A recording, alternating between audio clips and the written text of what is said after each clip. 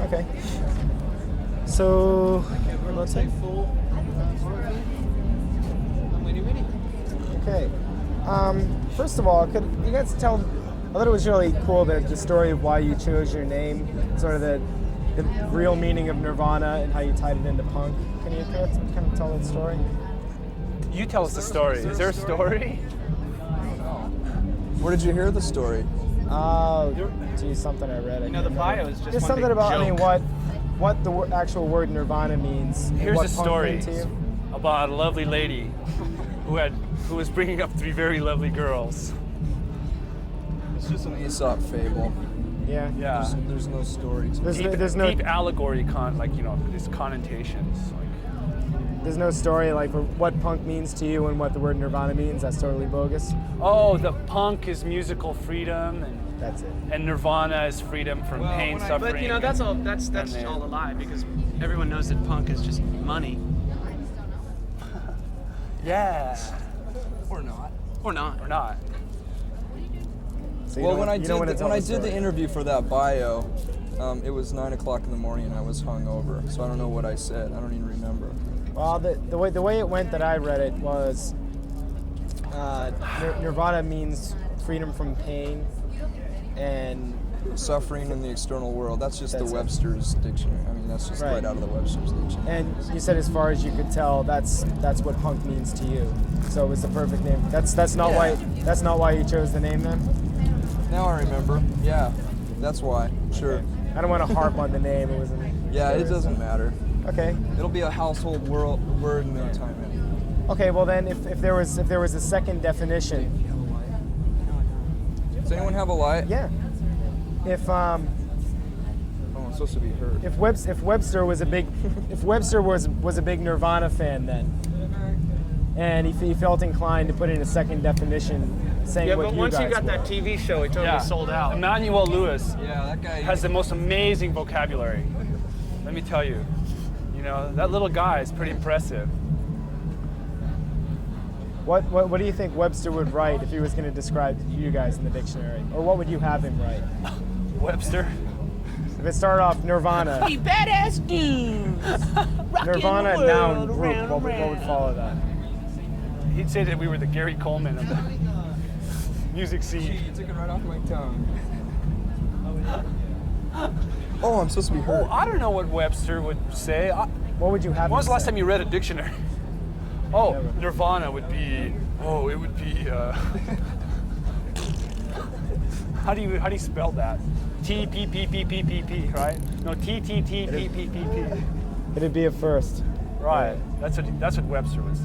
Yeah. Which would you say you guys have most in common with? Hard rock or punk? Or I mean, the songs are certainly melodic as well. Would you say it's all three or? Well, what we have in common is two guitars and a drum set. You know, Yeah. distorted guitar. I think everyone has one of the main things in common is just the punk thing, you know. We're white boy guitar oriented rock. Nothing new. I mean, we have something in common with anything or any band that has electric guitars in their hands, play drums. Well, you seem sort of pessimistic about the whole punk philosophy by now, like a lot of people are, because of what it turned into. Was that, I mean, what originally though when you started, was that sort of what got you going, the idea that, hey, I can do this too, or was it just, Well, it's a long story why punk rock was so appealing.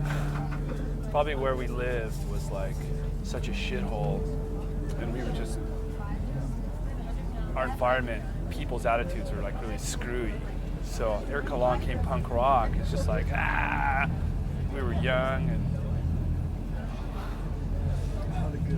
the good old days. The music was just so powerful, so wild, and then it was educating too. You know, you listen to MDC and totally these political bands, and we, where we live, we didn't have any exposure to like, we didn't live in Berkeley or San Francisco where there's like a lot of radical politics. I mean, so this stuff was like, started learning about like the right-on mentality. Now you all originally art students, or was it just two? Or that? Well, that's how you met. We never graduated from high school, man. I didn't even graduate from high school. We're dropouts. I was never an art student. Closest I got to art was like smoking pot in my bedroom and scribbling like band logos, you know. But if we would have graduated, we would have been art students. But that's what you had in common from the beginning. Is that kind of how you met? Kurt was gonna have an art scholarship. I won an art scholarship. And he dropped out he dropped out in May of his senior year. It's too much reality for me, you know. I was supposed to go to Texas or New York to go to art school, and I decided I'd rather be in a band. Were you able to use the money for anything else? Did they give it to you? No, they didn't give it to me. I was supposed to take it, but I didn't. Yeah. Should have stuck it out a couple more weeks. You would have gotten the cash. Oh yeah. But that's how you guys. Finger paint anyhow. Where's Dave Kendall? I thought he was getting interviewed. Where's Dave Kendall? He's off with the camera shooting Dinosaur. Oh, that's fucking limey. Fucker. He doesn't There's gonna be. You can tell Dave Kendall we're after you. Oh, they will. They'll Splice him splice in, Dave in later. They'll ask the So question. Dave, Can I ask you an enormous favor? Sure. Can you drink in between questions? Like keep the beers in front of you on the so we floor don't and then. advertise? It's actually not even so much Just the put one of those advertising. It's blurry just beer things. on camera. Oh. It's a problem. Oh yeah. I hate that. This could be a joint for all you know, kids. Yeah. Pause all you want in between Do questions. you know But it's against the law to smoke a flower, and that flower is marijuana. sure. Marijuana has done more for me than I could. Then you can even Say. say on television. What's my name again? Marijuana has done more for my memory than I can remember. Being into art is actually how you guys met, though, right? Even if you weren't in school, is that how you sort of met each other? And No, we met each other because we lived in this small town, and then all the kind of disenfranchised kids kind of found each other, and then we found punk rock, and we had this little scene going. It was really cool. when you met, were you playing instruments at the time? Remember that Chevy Chase show? Remember on SCTV? No, it was on Saturday Night Live. When Emily Lutella was doing a commentary and he was making faces to her. Oh yeah. He's going. Okay, now what? Were you guys playing instruments when you met, though, or did you meet and decide to form a band before you? I can't hear you. Were you playing instruments when you met? I mean, were you a band pretty soon after you met? Yeah, we were. Yeah. We were playing in our bedrooms for years before. So how long did it take after you met to form the band? Did it happen right away, or? It didn't happen right away. Yeah, I'd been playing guitar for about 3 years before I started a band. I couldn't find anyone in my hometown to play with until I met Chris. What were you listening to growing up? What do you think was most responsible for the way you sound? Or was it even music? Was it? Well, first it was the Beatles and then it was punk rock. That's about it. Well, I mean, the melody is certainly there in your songs. I mean, you Yeah. can see that. You guys had the record on Wax Tracks. No, not on Sub Pop. The other two that are on Sub Pop, and this new one is your major label debut. Did you take the same kind of shit that maybe Sonic Youth took or something for? We haven't really got it. Yeah. Well, I mean, everybody crucifies bands when they sign to a major off of an independent because they immediately think like, oh, big sellout, big cars, big fest. Yeah. You know, it's just, you know. Maybe we wanted to keep our lights on every month. Not like all our money went to pay for bombs and missiles. You know, we got taxed so heavily. But what's wrong with a band that has good music like Sonic Youth or Dinosaur Jr. to be readily available to people to buy, like totally promoted instead of most of the garbage that's out there? It's a crime to just a total sappy junk push down people's throats. So here's some stuff, you know, with substance. So what's wrong with that? Putting it out. And I don't know, they're probably jealous of us, of our success. Was that even in the back of your head when you went to make the record, or? I mean, were you at all care. fearful about that when you went to No. make it? I mean, No, it wasn't. No. We didn't think about it. It's so insignificant. Cop an attitude like that. Yeah. It's like a song's a song, you know. And then somebody asked us, "Are we an anti big money band? Big bucks. Anti big bucks band?" Big Like, what kind of bucks. question is that? What if Donald Trump wrote good songs? You wouldn't listen to him? You know, I think I'd listen to him. Still, it's got to. I mean, it's probably What if McDonald's made good hamburgers? Would you eat them? probably you're right about the jealousy thing, because I I mean, wouldn't it's eat a got McDonald's to tofu burger though. first of all be real tough to get signed to a label like Geffen. Did you just send the tape, and they liked it, or did Sonic Youth have something? to No, do they with it? came and chased us down, wined and dined us, Yeah. paid off bought us drugs. Grouped and diapered us. They got us really loaded, see? They were really sneaky, so we were all, Chris thought he was signing an autograph. I thought I when was he signing an actually signed a autograph. contract. David Geffen would like your autograph, Chris. You really? Hey, all right. Where do I sign? Next thing I know, it was a contract, you know. So the next 100 records are going to be on Geffen. Okay. Had a 0.25% royalty. A quarter of a point royalty we got. Do you think anything has changed on Nevermind from Bleach?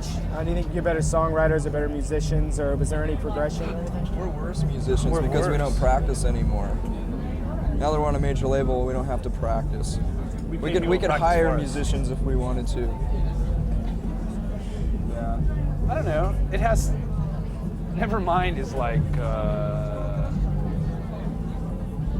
kind of mixed up, like me. I'm a mixed up teen. I'm like a mixed up teen, but without the acne.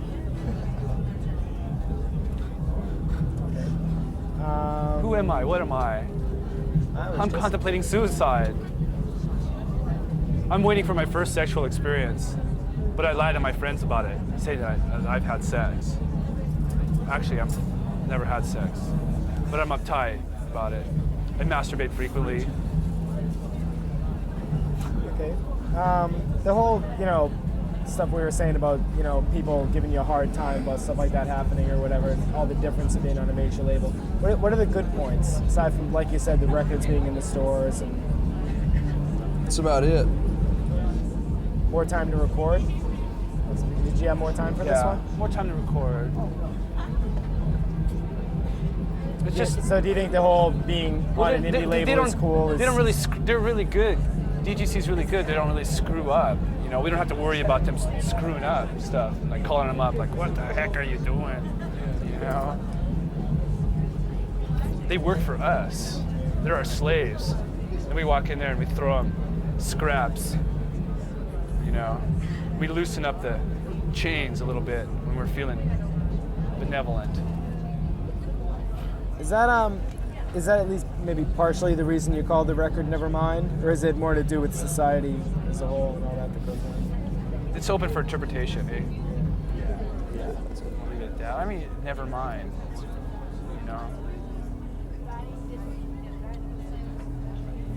Oh, I don't know, does it have anything to do with apathy? Like sure it society? does, yeah.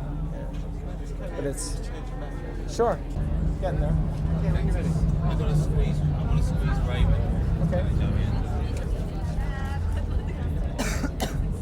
I was gonna say, I think that's the first time I've ever seen someone shake a beer before they open it.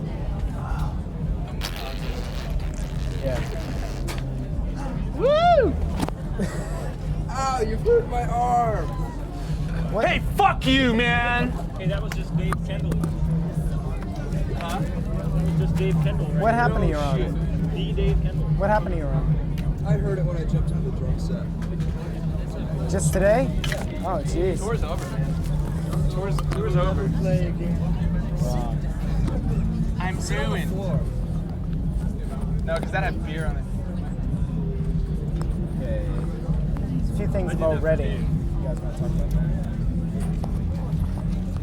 Microphones. Oh, hope. Okay. Dave Kendall sucks. Okay, the Reading Festival. Have you guys played festivals before? No. This is your first one? Yeah. What do you think? It's great. Everybody's drunk. The weather was awful. We got here. The band started playing. The weather turned great. Perfect weather. There's a cool breeze flowing on everybody. It's cool because you don't pleasant. need those fans, like fans to blow your hair while you're playing for that like image thing. You know, it's more of a Mother Nature deal. It's better than a puppet show. Yeah. What's the biggest audience you played to before this? Oh. No, before this. The biggest audience. Well, this is it. No, before this. Oh, somewhere with Sonic Youth. I think in Los Angeles with Sonic Youth. So it's safe to say this is by far the biggest audience you played to. Yes, speak. Okay, how does it compare to smaller gigs? To smaller gigs, there's a lot more people. Nothing else? There's bigger PA. Well, I think smaller gigs, it's a lot more. It's a lot more intimate with people. Do you get nervous being in front of them, or do you get nervous in front of I them? I was pretty nervous. I felt pretty good, or he felt pretty good, because, woo, Okay. because he downed a few beers and it kind of loosened him up, and he actually likes playing in front of people. He's a people person. He's a people person. Talking to the mic. One question about a feature we're going to be doing pretty soon on the Sex Pistols. Are you guys fans of theirs? I guess stupid question. Why? Duh. What are you doing a feature on the Sex Pistols for? Well, we actually finally got videos. Oh wow. Yeah. So can you do a quick bit about? I mean, were they an influence on you? How important do you think they were? Never mind, the Bullocks is one of the most brilliant pop records, and it is a pop record. It's pop. Yeah, you got to give them some credit because they were able to scam off of a couple major labels at the same time. Yeah, that was good. I mean, that was cool. And the music was totally great. Yeah, I mean, besides the hype, the music was great. the music was great. That's a great record. How important do you think they were in the way on what bands are doing today, or even pop stars are doing today? How important were they? As important as Led Zeppelin, any other big rock band. Yeah, that's true. But still, the corporate ogres prevailed, as we are a testimony to that. What about, I mean, just even, not even the music, just the whole scam that they put on, and actually even, That I mean, wasn't you know, hard. Well, I mean, you That got to was give them hard. some credit because they were one of the first bands to come out that didn't give a shit about anything. You know, and they weren't into the whole business I mean, aspect. just the fact that, you know, I mean, 10 years later, Anne Murray had spiked hair, you know, I think says something. Wow. It was, Yeah, it was well, I mean, outrageous. things do. Are you talking bleed. like a fashion influence or? A, You're going to see girls in high school about 4 years from now are going to have colored hair. in high school. I don't mean so much fashion, just attitude. But Farrah Fawcett hair. yeah, but One more. Can you guys do an ID for 120 minutes? Oh yeah. Just say Oh. your names and where you're watching 120 minutes on MTV. okay, You don't even have to even say your names. You can just say we're Nirvana. okay. You say, Chris. And this is right to the camera. Yeah, we do ready. These sods are Nirvana. And you're up very late on a Sunday night. And watching 120 minutes. I see your lips moving. I happen to know who you are. Where's my father? Where's my father? Okay. Thank you. All right.